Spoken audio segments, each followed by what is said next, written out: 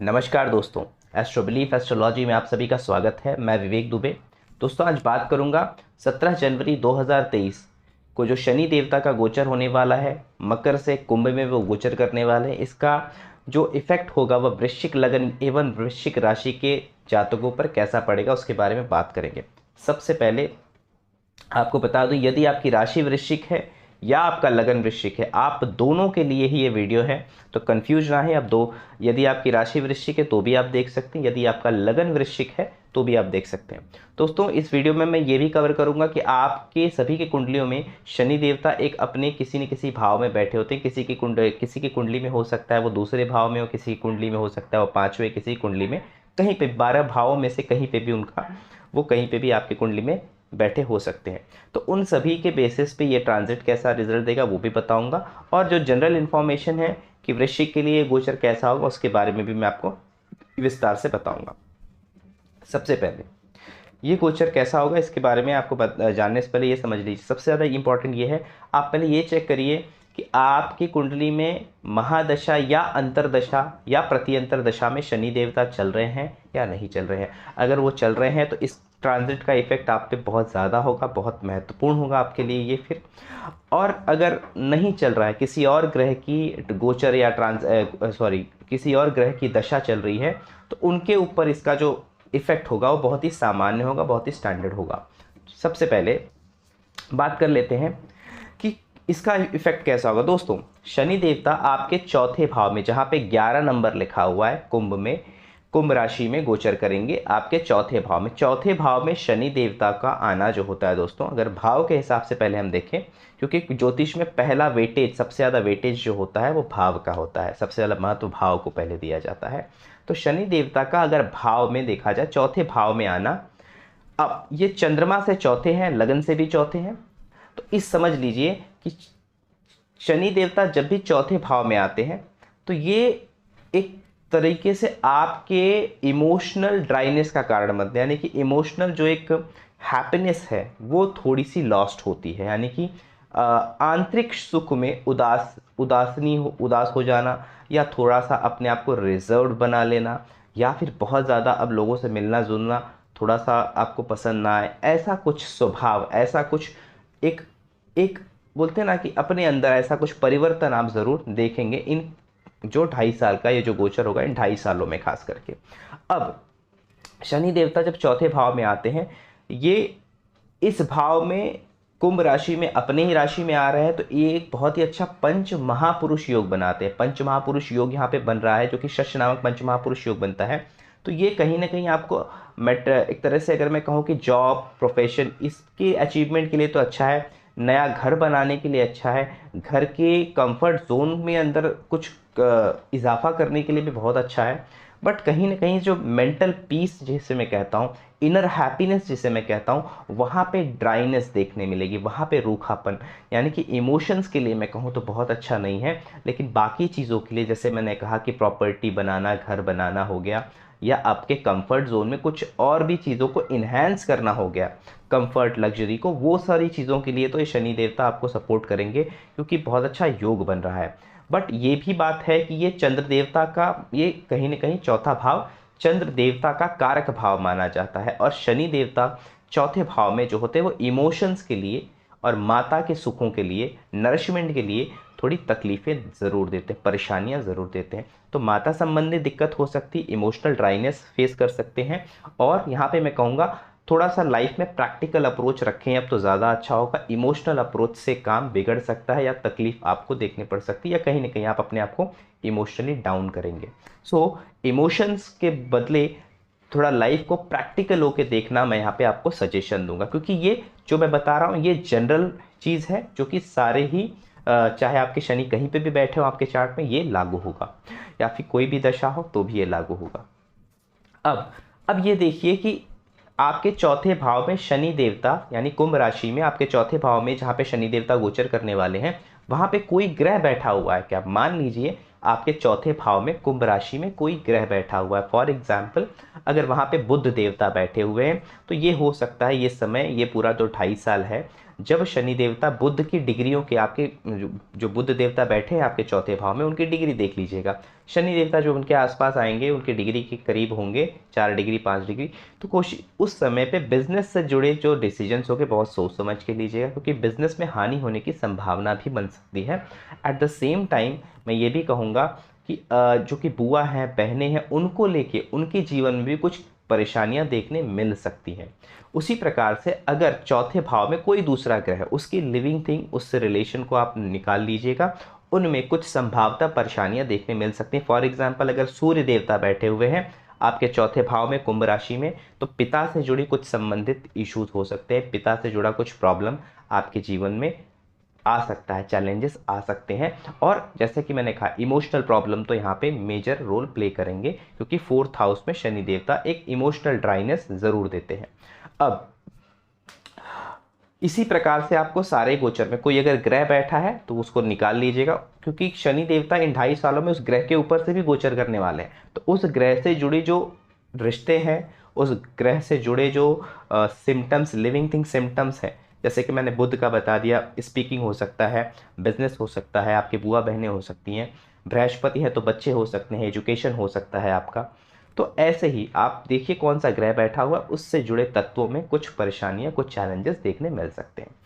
अब बात करूंगा कि शनि देवता आपकी कुंडली में कहाँ बैठे हैं। 12 भाव में कहीं पे बैठे, सभी के बारे में बात कर लेते हैं। मान लेते हैं शनि देवता आपकी कुंडली में पहले भाव में ही विराजमान है, तो शनि देवता का यह गोचर जो है कहीं ना कहीं आपसे ज़्यादा एक तरह से आपको कंफर्ट जोन से बाहर आने के लिए प्रेरित करेगा। यानी कि कुछ चीज़ें आराम से चल रही हैं या फिर लाइफ बहुत पीस चल रही है, थोड़ा सा उसमें आपको मेहनत करवाने वाले हैं। थोड़ा सा हो सकता है कि आपको ये झोंके कि और चैलेंजेस लो और मेहनत करो, इस तरफ आपको ये मोड़ सकते हैं। थोड़ा सा जैसे मैंने कहा ये चीज़ें हो सकती हैं, आपको मेहनत, आपके कंफर्ट जोन को छोड़ना पड़ेगा।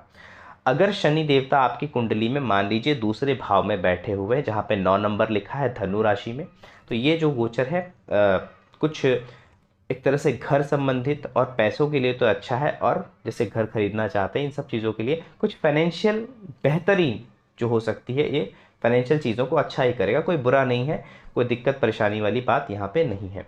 अगर शनि देवता आपकी कुंडली में तीसरे भाव में बैठे हुए हैं, तो आपके लिए भी ये समय जो है अच्छा रहने वाला है, बेहतर रहने वाला है। कुछ नया कार्य शुरू कर सकते हैं, कोई नई अपॉर्चुनिटी आपकी तरफ आ सकती है, जिसको लेके आप, खास करके अगर आपके अंदर कोई स्किल है, किसी चीज़ की स्किल है, कोई आपका हुनर है, तो उनके लिए बहुत ज़्यादा फायदेमंद हो सकता है। जिनका शनि आपकी कुंडली में अगर चौथे भाव में बैठा हुआ, तो इसे हम कहते हैं शनि का वापस आना, सैटर्न रिटर्न भी कहा जाता है। यानी कि इन 2.5 सालों में आपके 30 वर्ष 30 ईयर्स पूरे होंगे, तो शनि का एक फेरा पूरा हो गया आपकी कुंडली में कहा जाता है। तो ये जो समय होता है इंसान को थोड़ा सा लाइफ का प्रैक्टिकल स्वरूप दिखाता है, कि जैसे हम बहुत लोगों पे ना बोलते हैं इमोशनल रहते हैं या फिर सिर्फ विश्वास करके काम चलता है, ये मेरा दोस्त है, ये मेरा भाई, तो इसको लेके ना कुछ प्रैक्टिकल सिनारियो दिखाते हैं शनि देवता की। जीवन जो है इतना सरल नहीं है और जीवन इतना आसान नहीं है, इसकी तरफ आपका झुकाव देते हैं। तो थोड़ा सा प्रैक्टिकल अप्रोच और आपको मैच्योरिटी देते हैं शनि देवता,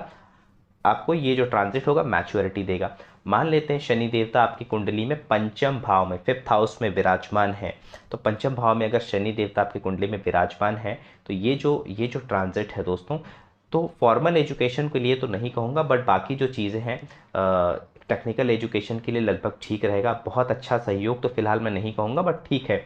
ओवरऑल ये जो ट्रांजिट है कहीं से नेगेटिव नहीं है, ये ट्रांजिट पॉजिटिव है। अगर नेगेटिव है तो सिर्फ इमोशनल साइड में है, जो कि मदर साइड में हो सकता है। इन सब चीज़ों को लेकर थोड़ी सी नेगेटिविटी हो सकती है, अदरवाइज किसी भी प्रकार से ये ट्रांजिट आपके लिए हानिकारक नहीं होगा। शनि देवता अगर आपकी कुंडली में 6वें भाव में बैठे हैं, तो दोस्तों कोई ज़मीनी प्रॉपर्टी रिलेटेड मुकदमा चल रहा है, भाइयों के साथ कोई क्लैश चल रही है, तो उसमें उसकी तरफ हो सकता है वो चीज़ आप तक फिर से आए, या फिर किसी ऐसी चीज़ों में उलझ सकते हैं, लिटिगेशन में भाइयों से जुड़ा या प्रॉपर्टी से जुड़ा चीज़ों में लिटिगेशन का सामना करना पड़ सकता है इन 2.5 सालों में। लोन लेके अगर आप कुछ घर लेना चाहते हैं, प्रॉपर्टी लेना चाहते हैं, उसके लिए बहुत अच्छा सहयोग भी दिखाता है, मैं आपको बता दूं। तो और माता से जुड़ा, मैं कहूँगा माँ की बात करें तो माता के स्वास्थ्य को भी कुछ हानि हो सकती है, ये भी इसको दर्शाता है। यदि शनि देवता आपकी कुंडली में 7वें भाव में बैठे हुए हैं, सातवें भाव में शनि देवता अगर बैठे हैं तो दोस्तों ये जो गोचर है कहीं ना कहीं आपको, अगेन मैं कहूँगा सेम चीज़ ही कहूँगा कि हाँ ये इमोशनली शेक कर सकता है। एट द सेम टाइम आपको रेडी रहना है कि इमोशनल हो के कोई डिसीजन, खास करके आपकी जो मैरिज लाइफ है उसमें ना लें, बिजनेस में ना लें, बिजनेस पार्टनरशिप में ना लें। इमोशनल डिसीजन बिल्कुल ना लें, प्रैक्टिकल रहें और बहुत ही डिसिप्लिन से काम करें तो आपके लिए अच्छा होगा। लीनियंट बिहेवियर यहाँ पे नहीं चलेगा, लीनियंट एटीट्यूड नहीं चलेगा। शनि देवता अगर आपकी कुंडली में 8वें भाव में, 8th हाउस में बैठे हुए हैं तो यहाँ पे मैं कहूँगा कि आप थोड़ा सा किसी भी मामले में, खास करके कंस्ट्रक्शन से रिलेटेड, अगर आप कोई घर लेना चाहते हैं और अंडर कंस्ट्रक्शन प्रॉपर्टी है तो उसको अवॉइड करें। बाकी रेडी टू मूव कोई भी घर हो, रेडी बना बनाया ऑलरेडी आज की डेट में जो बिल्डर्स देते हैं वो अगर आप लेते हैं तो ठीक होगा। कंस्ट्रक्शन अवॉइड करेंगे, 2.5 साल कोई खुद से कंस्ट्रक्शन करके घर बनाने की कोशिश ना करें। अदरवाइज प्रॉपर्टी बनाने के लिए कुछ पेरेंटल प्रॉपर्टी भी आपको मिल सकती है, यहाँ पे एक बहुत पॉजिटिव सिनारियो ये भी है। बट और एट द सेम टाइम मैं ये भी कहूँगा प्रॉपर्टी से रिलेटेड कोई बड़ा रिस्क फिलहाल इस साल, इन 2.5 सालों में ना लें। अगर शनि देवता आपकी कुंडली में 9वें भाव 9th हाउस में बैठे हुए हैं तो ये जो ट्रांजिट है दोस्तों, अगेन मैं कहूँगा, देखिए अगर आप देखेंगे तो 9वें भाव से शनि देवता अष्टम मतलब 8वें ट्रांजिट की है। आप 9th हाउस से अगर काउंट करेंगे तो ये 8th है और वहाँ पे चंद्र देवता की साइन भी आती है। 9वें भाव में कर्क राशि है तो कहीं ना कहीं मैं कहूँगा पिता से संबंधों को सही रखना है। और सजेशन ये भी रहेगा कि धार्मिक कार्य करते रहिए और अपने आप को, अगर आप बहुत अकेला पाते हैं अपने आप को, अंदर से कुछ डिमोटिवेटेड पाते हैं बहुत ज़्यादा, तो मेरे हिसाब से मंदिर जाना आपके लिए बहुत अच्छा रहेगा। मंदिर ज़रूर विज़िट करते रहिएगा, एटलीस्ट हफ्ते में एक बार तो ज़रूर चाहिए। ये मेरा सजेशन है, बाकी आपकी मर्ज़ी है। तो बट ये आप करेंगे तो आपके लिए थोड़ा सा रिलीफ रहेगा। कोई मेजर परेशानी की बात नहीं, बट हाँ ओवरऑल आपको ये पिता संबंधित चीज़ों से, यानी कि पिता से रिलेशन ख़राब होने की संभावना भी बनती है और पिता के स्वास्थ्य को भी कुछ हानि पहुँच सकती है, एज आई सेड। और इमोशनल चीज़ों के लिए आपको आप सेल्फ पीस की तरफ जाना है, थोड़ा सा स्पिरिचुअलिटी की तरफ आप झुकेंगे तो ये चीज़ें अच्छी चलेंगी। शनि देवता अगर आपकी कुंडली में 10वें भाव में बैठे हुए हैं तो ये जो गोचर है दोस्तों आपके लिए प्रोफेशन कार्यों के लिए तो काफ़ी होगा, अचीवमेंट के लिए काफ़ी बेहतर होगा, इन सब चीज़ों के लिए काफ़ी रिलेवेंट गोचर है ये। और आपके लिए कोई भी अशुभता नहीं है, हर तरीके से आप काम करिए, बिल्कुल भी अच्छा गोचर है ये। हाँ कुछ रेजिस्टेंस देखने ज़रूर मिल सकता है, कुछ रेजिस्टेंस देखने मिल सकता है मैं कहूँगा आपके बॉसेस से, आपके या फिर अगर आप किसी हाई अथॉरिटी पे बैठे आपके जो कलीग्स हैं उनके साथ क्लैशेस हो सकते हैं, जो कि आपसे छोटे ओहदे पे हैं, तो वो उनको थोड़ा सा बना के चलिए, अदरवाइज़ कोई मेजर इश्यूज़ नहीं है। शनि देवता अगर आपकी कुंडली में 11वें भाव में बैठे हुए तो ये बहुत ही बेहतरीन समय होगा कि आप घर बनाने वाले हैं, प्रॉपर्टी खरीदने वाले हैं, आपकी लग्जरी को एलिवेट करने वाले हैं, आपका कंफर्ट जोन एलिवेट होने वाला है किसी न किसी प्रकार से, ये इसकी तरफ इशारा करता है। खास करके अगर शनि की अंतरदशा या महादशा चल रही है तब तो ये बहुत ही और भी परफेक्ट है इस प्रेडिक्शन के लिए। मैं कहूँगा कि आप किसी न किसी प्रकार के प्रॉपर्टी में या किसी न किसी प्रकार के कंस्ट्रक्शन वर्क से जुड़ा कार्य करके बेनिफिट, फ़ायदा कमा सकते हैं, अच्छा लाभ हो सकता है आपको प्रॉपर्टी से इस वक्त। शनि देवता अगर आपकी कुंडली में 12वें भाव में बैठे तो कोई प्रॉपर्टी नहीं बिक रही है तो प्रॉपर्टी सेल करके प्रॉफिट लेने का अच्छा समय है। और जो लोग फॉरेन में गए हैं या फिर फॉरेन में रहते हैं वो अगर वहाँ पे सेटलमेंट के लिए देख रहे हैं, परमानेंट सेटलमेंट, सिटीजनशिप के लिए देख रहे हैं, तो उनके लिए भी काफ़ी अच्छा समय ये रहने वाला है उनके कार्यों के लिए। तो ये था दोस्तों 12वें भाव में शनि देवता कैसा रिजल्ट देंगे वो मैंने बता दिया। अब एक विशेष बात दोस्तों जो कि आपको ध्यान से सुनना है, देखिए शनि देवता जो यहाँ पे आए हैं अक्टूबर के बाद, यानी कि देखिए स्वास्थ्य के लिए थोड़ा सा दिक्कत दे सकता है अक्टूबर महीने 2000, खास करके 2023 अक्टूबर के बाद ये ज़्यादा, मैं कहूँगा ज़्यादा प्रोबेबिलिटी बनती है कि आपके स्वास्थ्य को हानि पहुँच सकती है। तो अपने सेहत का विशेष ध्यान रखें। वृश्चिक लगन, वृश्चिक राशि दोनों के लिए मैं कहूँगा, वृश्चिक राशि जब मैं कह रहा हूँ तो आपके लिए मैं कह रहा हूँ कि अपने मेंटल हेल्थ का बहुत ज़्यादा ध्यान रखिए, और जब मैं कह रहा हूँ वृश्चिक लगन तो ओवरऑल पर्सनैलिटी, अपने बॉडी का बहुत ज़्यादा ख्याल रखिए। स्वास्थ्य खराब होने की संभावना बहुत बनती है आपके लिए, और अक्टूबर के बाद ये बहुत ज़्यादा स्ट्रांग होगी, यानी कि जब राहु देवता ट्रांजिट कर जाएंगे तो राहु देवता और शनि देवता दोनों ही कहीं ना कहीं आपके हेल्थ के लिए दोनों के जो एक तरह से ब्लेसिंग्स हैं वो अच्छे नहीं हैं। तो अक्टूबर के बाद विशेष ध्यान देना अपनी हेल्थ के ऊपर, और वैसे तो हेल्थ पे ध्यान हमेशा देना चाहिए, क्योंकि शनि देवता का गोचर जो होगा ये हेल्थ वाइज तो बहुत अच्छा नहीं है, आपको बता दूं। तो एज इट इज़ आपको स्वास्थ्य पे विशेष ध्यान देना है, इसको पकड़ के चलिएगा।